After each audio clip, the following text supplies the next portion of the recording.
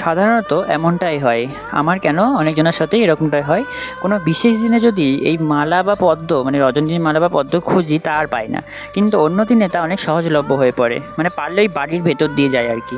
মানে ওই আমার বাড়ির সামনে দিয়ে আজকে এটা যাচ্ছিল তাই বলছি আর কি। তেমনি আজ আমার বাড়ির সামনে দিয়ে ওই পরিচিত কাকু মানে আমি যেখান থেকে বিশেষ মানে কোনো দরকারি ফুল বা মালা-টালা নিই ওই কাকুই যাচ্ছিল আজকে বাড়ির সামনে দিয়ে, যেটা অন্যদিন আর যায় না মানে প্রয়োজনের বেশি দিনে।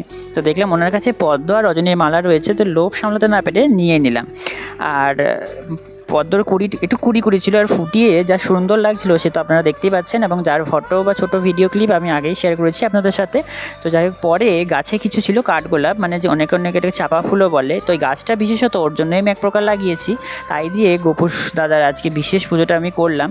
আর নিত্যদিনের পুজোটা আমি এইভাবেই করি। তো কেমন লাগলো ভিডিওটা সবাই দেখে জানিও। যদি ভালো লেগে থাকে একটা লাইক কমেন্ট শেয়ার করো। আবার দেখা হবে নতুন কোনো একটা দিন নতুন কোনো একটা ভিডিওতে।